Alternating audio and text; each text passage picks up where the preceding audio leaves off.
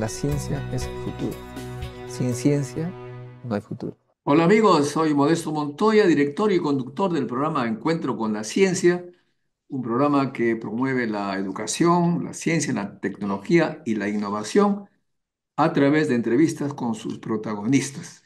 En esta oportunidad tenemos a nuestro amigo Arit Kahat, conocido internacionalista, que con quien vamos a conversar sobre dos temas preocupantes en el mundo: el enfrentamiento de Rusia con Ucrania y los, digamos, sangrientos eventos de Gaza.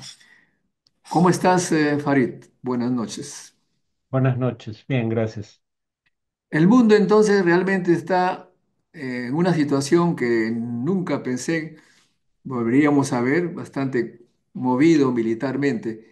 Vamos a conversar, por favor, en primer lugar, sobre Gaza. Veo las noticias que ya se hacen casi común en todos los días, ¿no? Bombardeo con aviones de parte de Israel a Gaza y 23 muertos, la última noticia por un bombardeo. En fin, el tema que nos preocupa a la gente de ciencias es saber el origen de las cosas, esa es la ciencia, ¿no? ¿Cuál es el verdadero origen de este enfrentamiento? Algunos dicen que es religioso, otros dicen que es por territorios, una mezcla de ambos. Por favor, explícanos un poco en tu perspectiva.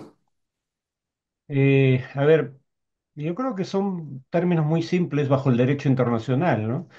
Desplazamiento forzoso, ocupación, colonización.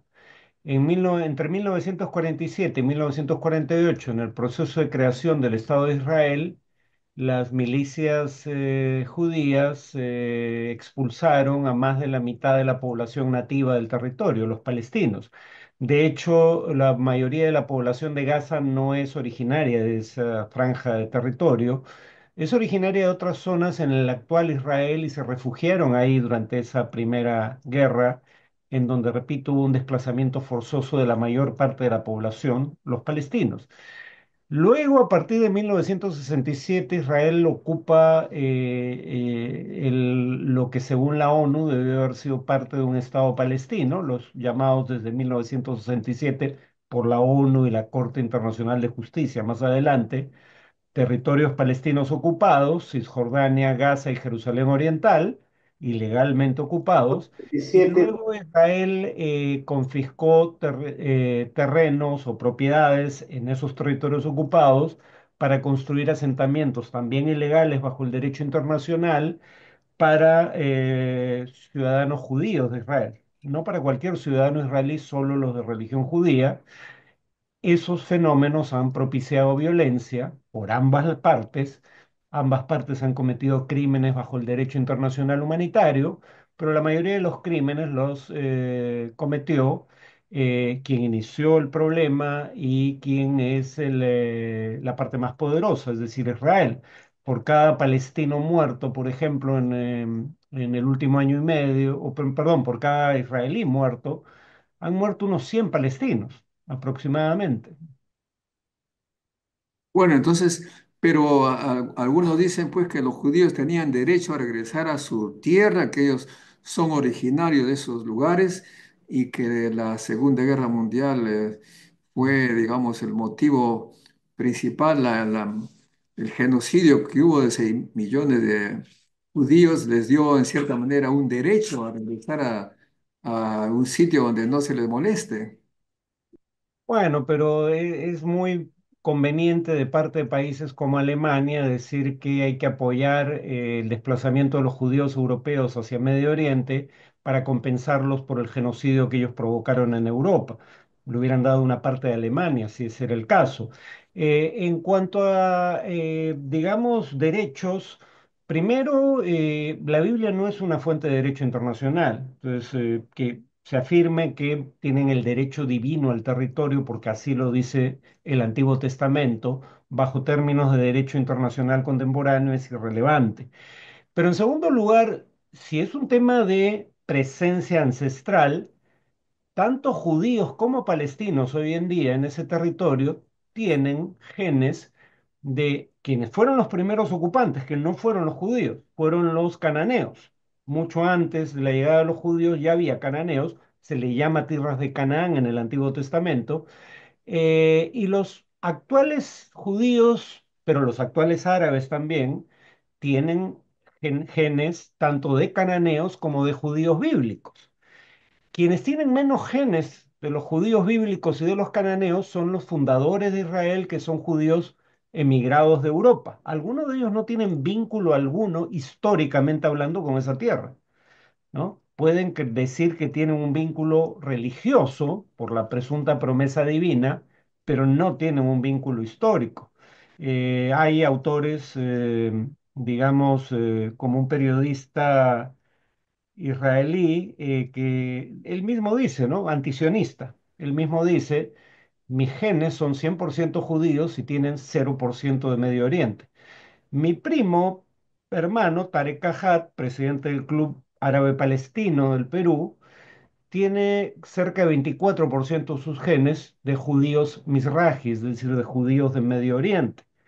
Así que no, ese argumento no tiene mayor asidero. En todo caso, no es un argumento que le permita a un grupo expulsar al otro porque presuntamente tiene un derecho exclusivo.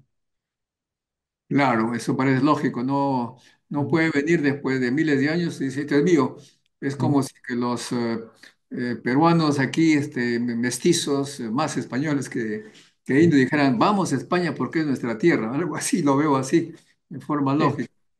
Pero, en ujú, fin, pero el otro argumento es que finalmente ellos tuvieron ese problema que conocemos todo grave y que se habló de una posible situación de dos estados y ujú. que los palestinos se opusieron a esa posibilidad de convivir, por lo menos convivir, que era más o menos una imposición, pero por lo menos había esa posibilidad. Bueno, hay una primera cuestión ahí, es que la Asamblea General de la ONU no aprueba decisiones vinculantes. No era una obligación aplicar lo dicho por la Asamblea General de la ONU, que no tenía los 193 países que tiene hoy en día. No estaba en China, no estaba la India, no estaba Egipto. Bueno, Egipto sí. La India se crea en 1947, o sea, apenas un par de años después. China no estaba en la ONU, pero estamos hablando de una ONU que tiene solamente en ese entonces 50 y tantos países miembros. Eh, si uno revisa libros de historiadores israelíes como Avi Shlahim, su libro se llama El Muro de Hierro, o de Iron Wall, si no me equivoco. Él dice que hubo negociaciones entre el gobierno de Egipto, perdón, de Jordania y los líderes sionistas de la época para repartirse lo que debía ser un Estado palestino. Y de hecho, Israel ocupa la mitad del territorio que debió ser parte de un Estado palestino. Tampoco es el caso que Israel aceptara realmente la resolución de partición, pero la pregunta es por qué la ONU debía ser quien decida y no la población involucrada. Se suponía que el mandato británico era un mandato temporal en tanto hubiera capacidad de ejercicio de autodeterminación de la población local. Y sin embargo, en lugar de consultar a la población local que no vota, ni judíos ni palestinos, votan en la decisión de la Asamblea General, ¿no? Porque no eran Estados miembros. No se les consulta y se toma una decisión que además favorece a la parte israelí, a la que se le concede la mayor parte del territorio, siendo una minoría de la población, incluyendo las tierras más fértiles. Entonces, incluso eso no es cierto. Y por último, supongamos que fuera cierto que Israel aceptó, los judíos aceptaron y los palestinos no. Israel no ha cumplido ninguna resolución de la ONU desde 1947, incluyendo esa, porque si tanto reivindican esa resolución les exigiría retirarse cuando menos de los territorios ocupados ilegalmente desde 1967, sino de los territorios que ocuparon, de lo que debió ser un Estado palestino en 1948. O sea que efectivamente ahí es un tema de derecho internacional, pero Ujú. Aparentemente, de acuerdo a cómo estamos viendo la historia actual, ya parece poco importar el derecho internacional, lo que funciona es la fuerza militar, la fuerza económica, la influencia en los grandes centros de decisión. Y en ese sentido, ¿qué pasó con la Palestina que ha perdido campo en ese terreno? Me acuerdo en los años 70, 80, Yasser Arafat era un hombre respetado en el mundo. ¿Y qué ha Ujú. pasado que se ha deteriorado esa situación? Bueno, el movimiento nacional palestino se dividió. El liderazgo, los líderes que sustituyeron a Arafat no tienen legitimidad popular. El único líder palestino que tiene legitimidad popular es probablemente Marwan Barghouti, que está en una prisión israelí. Pero en términos de derecho internacional, las normas son claras. Digamos, las normas establecen, uno, Israel tiene la obligación de retirarse de los territorios palestinos ocupados, así los llaman resoluciones de la ONU y así los llaman opiniones consultivas de la Corte Internacional de Justicia, tiene la obligación de desmantelar y retirar los asentamientos que ha creado en esos territorios ocupados.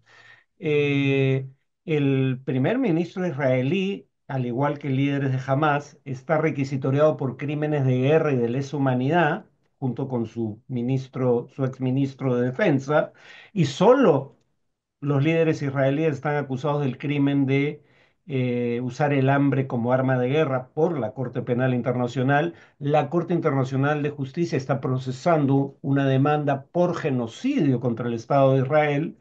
O sea, el tema no es que las normas de derecho internacional hayan cambiado, no, no han cambiado en lo absoluto.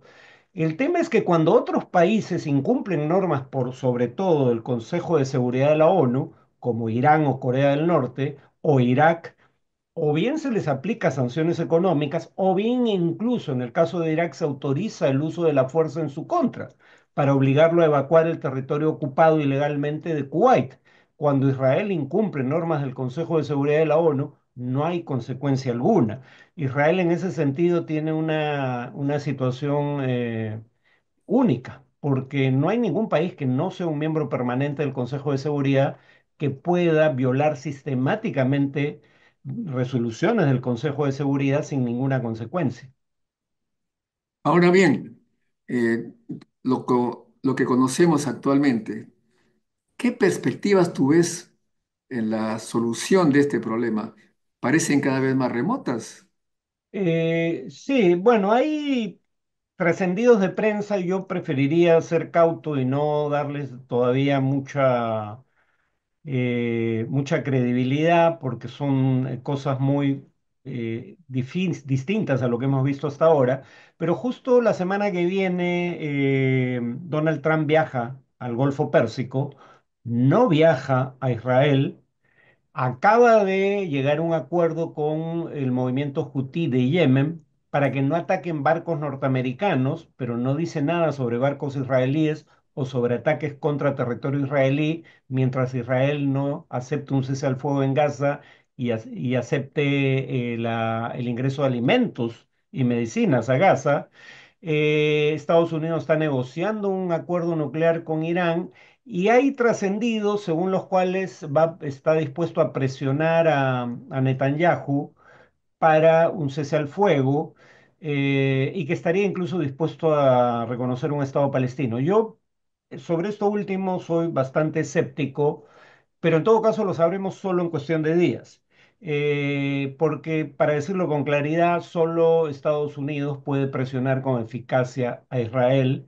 La Unión Europea podría hacerlo si actuara en consonancia, pero la Unión Europea tiene dos problemas. Uno, eh, necesita unanimidad para decisiones como la aplicación de sanciones contra un país como Israel, y esa unanimidad no se logra por decisión de Hungría, pero los países individualmente podrían actuar de motu propio y tampoco están dispuestos a hacerlo, lo cual es francamente de una cobardía supina. Lo digo con absoluta claridad, esta es la bancarrota moral de Occidente. O sea, el mismo Occidente que nos decía que teníamos la obligación de entregar nuestras armas de fabricación soviética a Ucrania en aras de hacer valer el derecho internacional, incluyendo los derechos humanos, esa misma Europa y ese mismo Estados Unidos que nos pedían eso, cuando se trata de un genocidio en curso a manos de un aliado suyo, Israel, básicamente ven en otra dirección. Peor aún, vieron en otra dirección durante el genocidio en Ruanda. Aquí le dan el armamento al genocida con el cual perpetra esos crímenes. Pero claro, hablando de Ucrania, efectivamente ahí tenemos otro problema que nos gustaría que nos explicara desde el punto de vista de análisis internacional. Por ahí he leído hace tiempo que todo se origina, la raíz del problema es que en algún momento, por lo menos oralmente, se llegó al acuerdo con Gorbachev, me parece, de que Ucrania no debería entrar a la OTAN y que al haber estos indicios que sí lo quería hacer, pues la Rusia, la Federación, reaccionó un poco, según dicen, para defensa en un futuro peligro. ¿Tú ves eso que tiene base o tienes otra Sí, explicación? sí, sin duda tiene fundamento, porque además esto no hay que especular. Hay documentos desclasificados del gobierno americano y del gobierno alemán que dicen claramente que se conversó. A Gorbachev se le dijo que si la Unión Soviética aceptaba la reunificación de Alemania, la Alemania unificada sería parte de la OTAN, pero la OTAN, y lo dice James Baker, secretario de Estado de los Estados Unidos, con estas palabras, la OTAN, después de Alemania, no se expandirá una pulgada hacia el este, ni una pulgada. O sea, poco menos de 3 centímetros, si mal no recuerdo, o por ahí aproximadamente. Y sin embargo se expandió. Y la prueba de que Estados Unidos era consciente de cómo era percibido esto en Rusia es que quien fuera durante el gobierno de Biden jefe de la Central de Inteligencia, de la Agencia Central de Inteligencia, la CIA, y que antes fuera diplomático de carrera y embajador en Rusia, William Burns, si mal no recuerdo, él dice en sus memorias y lo dice en memorándums internos, la expansión de la OTAN hacia el este de Europa es la más clara línea roja para toda la élite política rusa, no solo Putin, lo pone con esas palabras. Eso es visto en Rusia como una amenaza de seguridad. No solo se expandieron para incluir antiguos aliados del Pacto de Varsovia, de la Unión Soviética, se expandieron para incluir antiguas repúblicas de la Unión Soviética, como Ucrania, países de cuyo territorio Rusia había sido invadida en el pasado. Y entonces, si no calcularon la probable respuesta de Putin, o son subnormales o simplemente sabían que esto era posible y no les importó. Dicho todo lo cual, también es cierto que lo que hizo Putin es ilegal bajo el derecho internacional. Es un principio cardinal del derecho internacional que se formula de manera explícita por primera vez en relación a Israel y los territorios palestinos ocupados, que es inadmisible la adquisición de territorio por medio de la guerra. Rusia ocupó territorio de un país cuyas fronteras había reconocido en un documento, el Memorándum de Budapest, y lo anexó. O sea, yo sí entiendo que políticamente la expansión de la OTAN era un tema sensible y fue un grave error, cuando no una provocación, pero eso tampoco justifica las acciones de Putin desde el punto de vista del derecho internacional.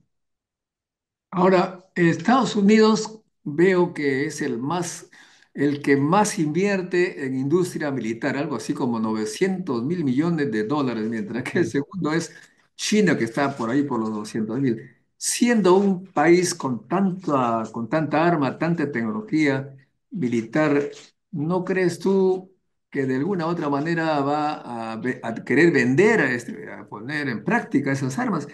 Y de esa manera, pues ahora le hace pagar a Ucrania prácticamente como materias primas con las famosas tierras raras. ¿Cómo tú ves esa situación? A ver, aquí quien advirtió sobre el riesgo que implicaba una industria militar tan imbricada con el Estado norteamericano, los riesgos políticos que implicaba, eh, no fue ningún caviar. Fue un presidente conservador del Partido Republicano y además un general condecorado del ejército de los Estados Unidos y presidente de los Estados Unidos, Dwight Eisenhower. El término complejo militar industrial no lo acuñan los enemigos del armamentismo, lo acuña Eisenhower en su discurso de despedida cuando está a punto de dejar la presidencia de los Estados Unidos. No hay que permitir que el complejo militar industrial adquiera un poder indebido. Lo dice con esas palabras, y eso ha terminado ocurriendo, lamentablemente, porque uno se pregunta cómo la OTAN se convence a sí misma de que está amenazada por China y Rusia cuando Estados Unidos solo tiene el 40% aproximadamente del gasto de defensa global, uno, tiene dos, más gasto de defensa que los 8 países que le siguen sumados, y además de los 10 países con mayor gasto de defensa en el mundo, uno es Estados Unidos y 7 de los demás eh, son aliados de Estados Unidos, como el Reino Unido, Francia, etcétera. Los únicos países que son rivales de Estados Unidos entre los 10 mayores países que invierten en armas son China y Rusia. Es cierto que tienen arsenales nucleares y eso garantiza la disuasión nuclear, pero en el plano convencional, Estados Unidos no solo tiene más gasto militar, tiene armamento más sofisticado tecnológicamente que cualquier otro país, y además tiene presencia militar en bases en más de 80 países, en cerca de la mitad de los países del mundo. Entonces, sí, preocupaciones como la invasión de Rusia a Ucrania o potencialmente de China a Taiwán son preocupaciones legítimas, pero pongamos las cosas en perspectiva. Estados Unidos y sus socios tienen un gasto de defensa. La Unión Europea sola tiene un gasto de defensa superior al de Rusia, por ejemplo, significativamente mayor. Y junto con Estados Unidos multiplican varias veces el gasto de defensa combinado de Rusia y China. Em, Ahora, no hay una asociación necesaria entre carrera armamentista y guerra. Un país puede armarse durante años sin necesariamente iniciar una guerra. China es un ejemplo, ¿no? China no ha empezado una guerra en más de 40 años. En ese sentido, no necesariamente implica que el gasto en defensa, cuando estés desmesurado, que estés a puertas de empezar una guerra, pero sí tienes que exportar parte de ese material. Y entonces sí te conviene proyectar una imagen según la cual los riesgos de seguridad son mayores de lo que realmente son. Pero la guerra ahora, entendemos nosotros los científicos, desde hace mucho tiempo, la guerra ahora es científica y tecnológica, y en ese Mm. sentido, China ha invertido en ciencia y tecnología desde Deng Xiaoping, los 80, ahora se ha convertido en el primer productor de conocimiento, mientras que Estados Unidos, el primer productor de armas, y obviamente como el mundo pacífico se mueve con tecnología, China pues está prácticamente avasallando. He escuchado a un intelectual que seguramente tú también conoces, a Jeffrey Sachs, Sí, eh, claro. de americano, que es judío además. Di- Dice, yo soy judío, pero no me gusta lo que es Israel.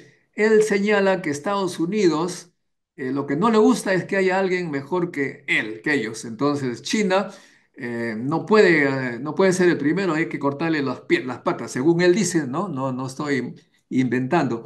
¿Tú crees que algo de eso, la envidia, el- la, la- el- digamos, esa cosa que los peruanos solemos decir el palo encebado.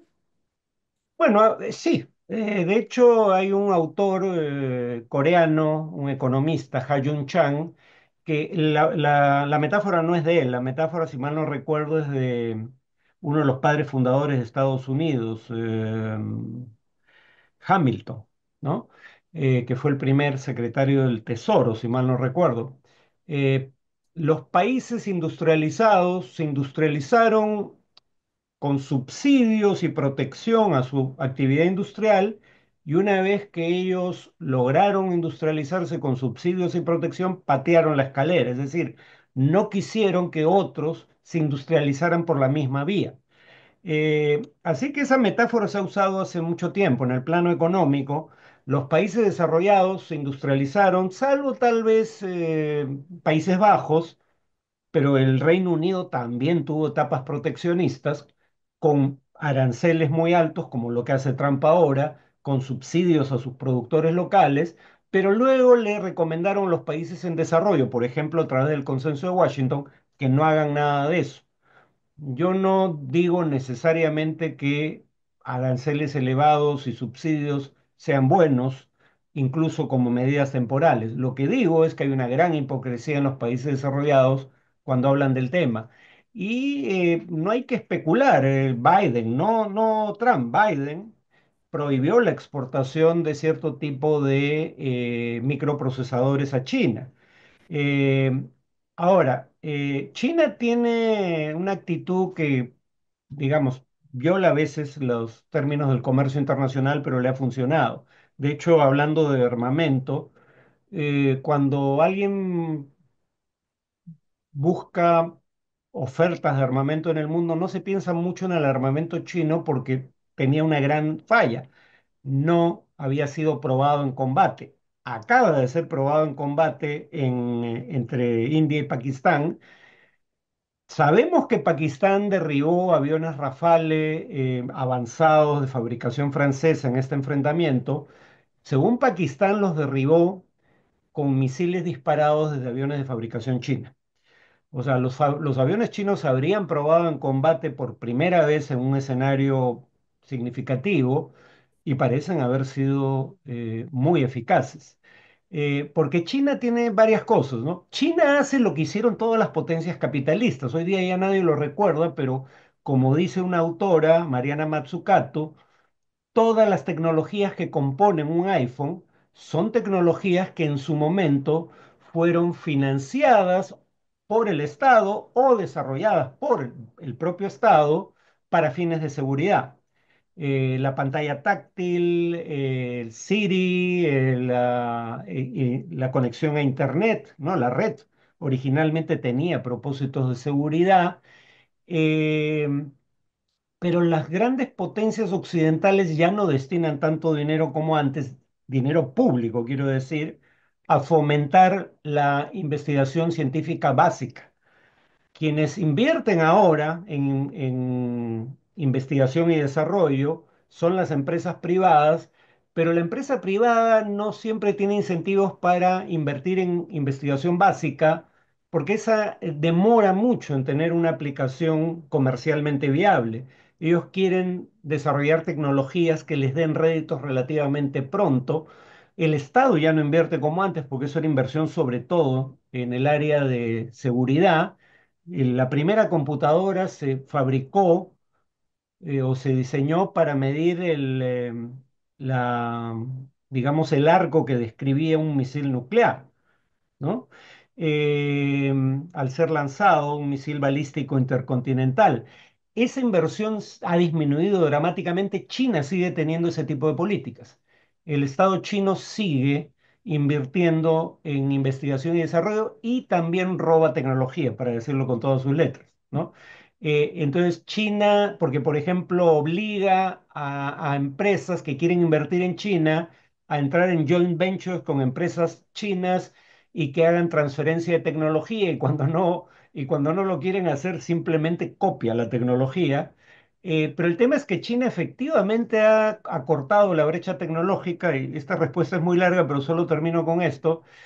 La prueba de que ya China está más allá de la capacidad de sanción de Occidente es que si en algún ámbito debieron funcionar las sanciones, era en el de los microprocesadores más avanzados, de 9 nanómetros o menos, porque ese es uno de los mercados más concentrados del mundo. Solo Ujú. dos países producen la maquinaria que permite construir los chips y los chips más avanzados, 90% son fabricados en dos países, o más de 90%. Corea y Taiwán. Y Taiwán solo produce más del 80%. Entonces, ahí era fácil aplicar sanciones porque solo había que coordinar con cuatro o cinco grandes actores. Y aún así no ha funcionado. China ha logrado, por ejemplo, DeepSeek, ¿no? Ha logrado desarrollo de inteligencia artificial que es tan bueno o mejor que el occidental, que ChatGPT y más barato. La tecnología y la ciencia están al alcance de cualquier país que tenga una política así. Bueno, pero también hay otro intelectual, simplemente para recordar a Richard Wolff, que seguramente conoces también. Él habla de que el imperio americano ya está al final, terminó, es lo que dice. Pero quisiera tocar otro tema preocupante, comprender por qué los países occidentales de Europa se llevan tanta bronca con Rusia, cuando para mí lo lógico sería que estén juntos. Pero leyendo un poco la historia, viendo lo que ha pasado en la Segunda Guerra Mundial, cuando los nazis llegaron a Rusia, hicieron atrocidades indescriptibles. Y cuando los guardias, los soldados soviéticos llegaron a Berlín, igual, cosas indescriptibles. Parece que hasta podríamos decir, se han mestizado los rusos y los occidentales bajo violaciones en esas guerras. Ese temor, ese terror será tal vez el origen de de tanto armamentismo que podría parecer irracional. Ah, es un factor. Yo diría que Europa tiene el problema de que ignora selectivamente su propia historia, ¿no? Cuando los países como el Reino Unido, Bélgica dan lecciones civilizatorias a países en desarrollo, el Reino Unido provocó hambrunas en la India, y más de una, provocó hambruna en su propio territorio, un territorio contiguo, en Irlanda, en el siglo XIX. Bélgica básicamente perpetró un genocidio en el Congo belga, eh, pero ellos no recuerdan eso. O sea, sencillamente es como si no hubiera existido. Y lo Se han mismo en olvidado de Sudáfrica. la guerra, se han olvidado de la guerra en opio. Bueno, eso iba a decir, lo mismo en China y Rusia.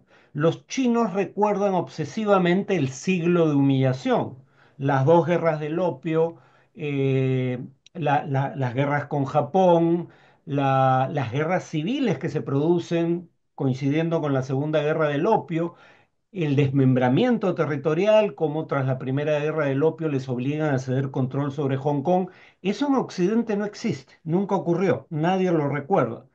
Y Rusia es lo mismo. Rusia fue invadida varias veces desde Occidente, por Napoleón, por Hitler, eh, y para mí por eso lo que mejor refleja la mentalidad de la élite rusa respecto a Occidente es la novela Guerra y Paz de Tolstoy, No, ¿no? Tolstoy, sí. Claro, el personaje central, Pierre Besukov, es un admirador de Napoleón, y es un admirador de la Revolución Francesa hasta que Francia invade Rusia y ocupa Moscú y de pronto no solo se vuelve un furibundo enemigo de Napoleón, sino que se hace el propósito personal de asesinarlo.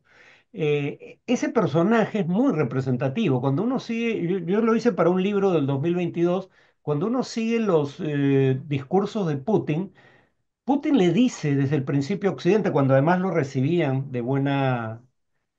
con buena cara en Occidente, porque ahora todo el mundo se olvida que Putin en algún momento tuvo una relación cercana con líderes como George Bush, ¿no? Putin le decía, nosotros suscribíamos acuerdos de limitación de armas estratégicas y luego Estados Unidos se retiraba de ellos. Eh, Les dijimos no extiendan la OTAN, nos prometieron que no iban a extender la OTAN y lo hicieron. Entonces, la élite rusa tiene una relación de amor y odio con Occidente, ¿no? Siempre han querido ser aceptados como iguales y nunca lo han conseguido.